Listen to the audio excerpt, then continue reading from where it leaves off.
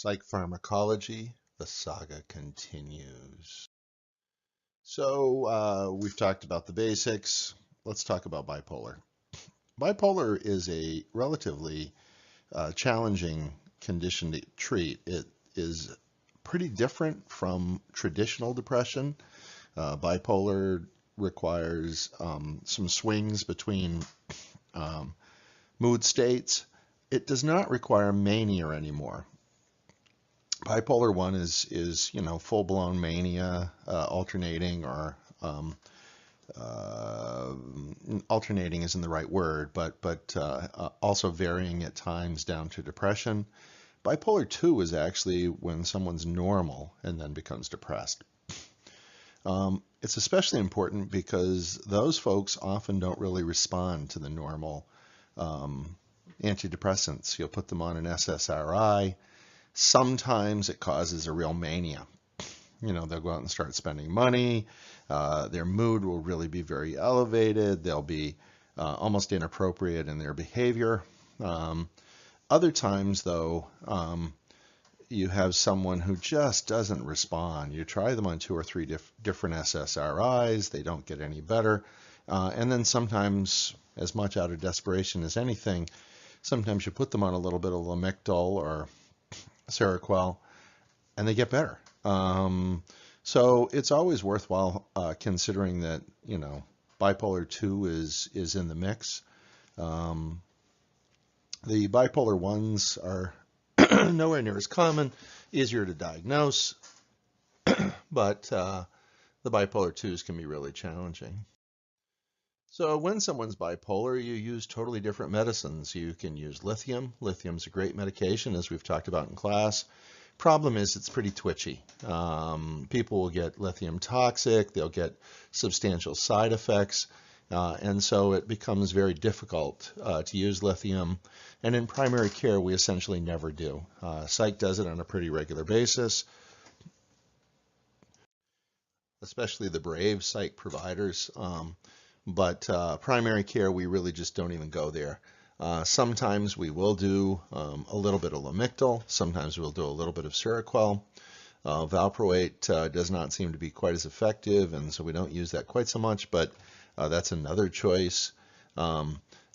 What's the role of primary care clinicians in the treatment of bipolar? For the first 5 years I did primary care, it was to refer those patients if you suspected them to psych.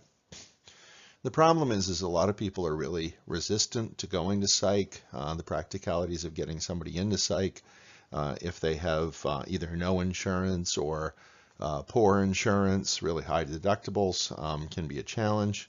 Some psych practices won't take people with those kinds of insurances, and sometimes you're left in the position where you do have to try some of these things. As I say, I don't get over brave. But I am a little bit more brave now than I used to. So Lamictal does work really well for me, especially if I've got somebody that's coming to me with a known diagnosis. They haven't been on their medicine for a long time. Yes, I am bipolar. We tried all the SSRIs. They didn't work. They tried me on some Lamictal or some Seroquel. Lamictal is usually where I start. If you've got somebody who doesn't have a known diagnosis and the SSRI causes a little bit of hypomania, maybe worth a try as well, especially if they're not willing to see psych or you can't make that happen. So ADD. ADD is a really common condition. How do we treat it? Well, basically I put the medicines into the 2 major categories of stimulants and non-stimulants, and within the stimulants I think of the Ritalin family and the Adderall family. The Ritalin family hits one less receptor than the Adderall family does. Sometimes that's very desirable, sometimes not so much. The non-stimulants can be really helpful, especially in younger children, or as a supplement to the stimulants. I think we don't use them maybe as often as we should, but the stimulants are so effective that usually we just go right to the stimulants. So the Ritalin family. So methylphenidate is the generic for Ritalin. There's several versions of methylphenidate, and basically they're norepinephrine and dopamine reuptake inhibitors. They increase the level of dopamine, and that increases the ability to pay attention. They're basically a little bit stimulating, not unlike the person who's waking up from a sound sleep. You're waking up and you're like, and you get a little bit more stimulated, you wake up a little bit more, and you actually calm down. That's actually kind of one of the theories with people with ADD. So the Adderall family actually also hits serotonin receptors. I find that most of these kids, if they have any element of depression, that the dexedrine, the serotonin element of it does seem to be helpful. Some kids almost get to seem overstimulated with these, and I will try the Ritalin family. Vyvanse has advertised itself as being less abusable because it can't be crushed and snorted. Unfortunately, a lot of the short-acting stimulants, especially the Adderall family, can be crushed and snorted. This is something that you need to be very aware of. If somebody's coming in and asking for a lot of short-acting medicines, that should be a bit of a flag for you to really assess why they're doing that. The Vyvanse is a long-acting version. You often get 6, 8, 10, sometimes even 12 hours of effect. I do think that there will be more research on the cytochrome P450 soon to help us figure out why some people it lasts 4 hours, some people it lasts 8, and some it lasts 12. But it really does seem to happen that way. It's hard because sometimes you're saying, well, somebody's saying it's only lasting 4 hours. They really like the stimulants. They want some extra so that they can sell them at school. But it's hard to tell. So alternatives to the stimulants. Strattera is a selective norepinephrine reuptake inhibitor.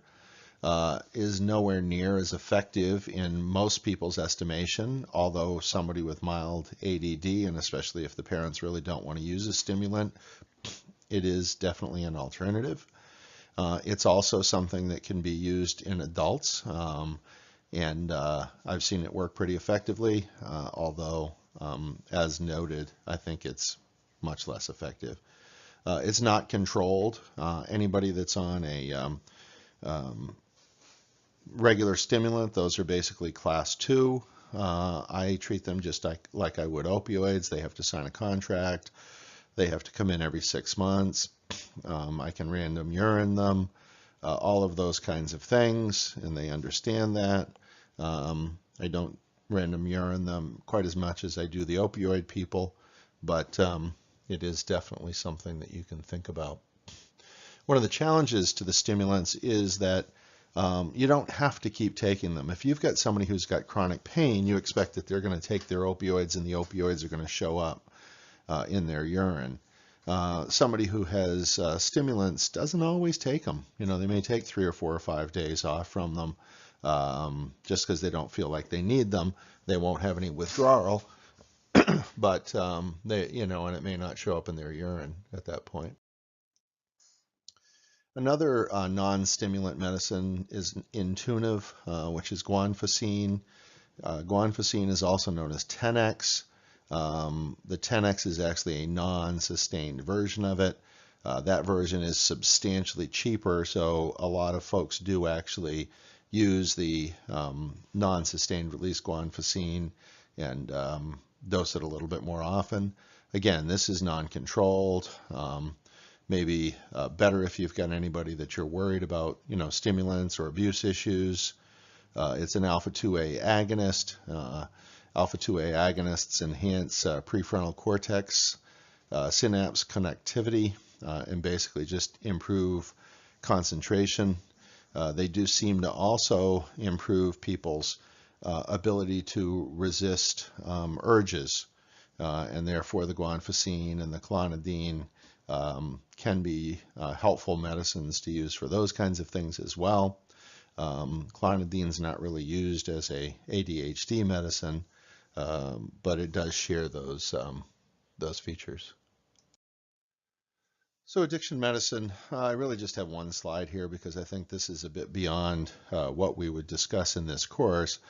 But just to remind you that medication-assisted treatment does require additional education. For physicians, that's 8 hours. For nurse practitioners, that's 24 hours. Once you complete that education, you can be granted something called an X waiver, and then you can prescribe Suboxone and methadone and other medication-assisted treatment medications. Naltrexone is a narcotic antagonist. It is not controlled. You do not need an X waiver to use it. I sometimes use it in people that have alcohol issues because it does seem to decrease their urge for alcohol. Camprosate is another one that you can use for that. Baclofen has actually been shown to have some decrease in urges as well. Whether this is mostly placebo effect, I don't think that it's absolutely clear, but there are people that will use the naltrexone for that. Clonidine can also decrease urges, and this would be used more for this kind of a thing than obviously for ADD. There are people who have post-acute withdrawal syndromes. They've been on narcotics for a period of time. I had a man recently who was on 5 milligrams of Percocet 4 times a day for about 3 months, and he wanted to come off it, and he was feeling lousy and having a lot of urges to start it up again after, and we put him on some clonidine, and that seemed to help his urges. Post-acute withdrawal syndrome can last as much as 2 years after people come off narcotics. It can be extremely difficult for them because they're much more likely, obviously, to relapse. All right, major tranquilizers, the antipsychotics.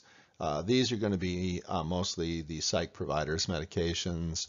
On the other hand, we're really the primary care provider in many cases.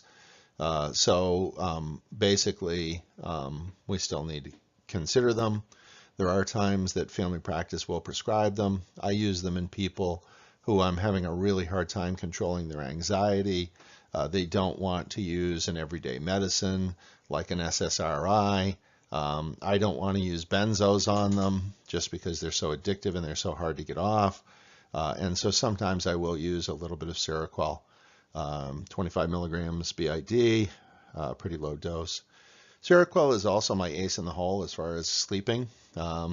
If I have somebody come in, we talk about all the behavioral stuff, which they've usually already looked up on the internet. And then we talk about melatonin, again, which they've usually already done. Alternatives at that point, if I have somebody that's short term and I'm not worried about abuse or addiction, sometimes I will use some Ambien. On the other hand, other alternatives include amitriptyline, which is sedating and is non-controlled. Trazodone, same thing. I have a fair number of people that complain of a hangover the next day when they use trazodone, but that is definitely an alternative. Mirtazapine is a great sleeping medication. It has this weird effect, though, in which if you use 7.5 milligrams or 15 milligrams, you'll get a sedation effect. Anything more than 15 milligrams, if you go up to 30 or so, you start getting a activation effect. It starts waking them up. So, sometimes you'll prescribe the 15 milligram tablet, say take a half to a whole. They're like, oh, this isn't working. They'll start taking 2, and it actually makes their insomnia worse. We've already talked about Abilify for depression. Some of the other antipsychotics are also used for that. Seroquel, as I say, is the one that I use the most as a sleeper or as an anxiety medicine. It does have QTC elements, so definitely don't use it with amiodarone. Don't use it with any sort of quinolone antibiotic. It is not as bad as some of the other antipsychotics, such as Geodon, but it can cause QTC, so you do need to exert substantial control. Not a lot of risk of diabetes with Seroquel, not like there is with some of the other antipsychotics. It does cause weight gain, usually around 3 or 4 kilograms, but it can be more. I had one young guy who gained almost 100 pounds by going on Seroquel and G. So co-management of major mental illness, the quality of communication with psych varies. Some of the psych folks are very paranoid about confidentiality issues, but in fact, it's pretty critical that we do have all the information in regards to medications and physiology. I am having a lot easier time getting notes and communicating with the psych providers. Always challenging. They're often in session or they can't be interrupted. So sometimes you can really play telephone tag for a long time before you can get a hold of them. If you have somebody who's really stable, they've been on the same medicines for a long time, I sometimes will agree to continue people's major tranquilizers and anti-psych medicines. I warn them that if they become unstable at all, that we'll get them right to psych. And then the side effects to look out: tardive dyskinesia, those tongue movements, those involuntary movements. The second generation antipsychotics, much less likely to do that, but still can do that, and especially if they're used for a very long time. Anticholinergic side effects: can't see, can't spit, can't pee, can't defecate. Again, things to look for: weight gain, diabetes. Overall, you can have a substantial increase in risk. Different medicines, as noted, have different types of risk. Elevated prolactin, especially in women, you can actually have some inappropriate lactation, and you do need to evaluate it. A lot of people will do prolactin level, it's up. Then they do a scan of the head, an MRI, pituitary protocol MRI, don't find anything, and then don't know where to go there. Fair amount of those cases, those people are on a medication that's actually artifactually raising their prolactin. QTC prolongation, as noted, Geodon, Mellaril, and Serental are the most common ones. SADS.org is a great place to look for medicines that are QT prolonging.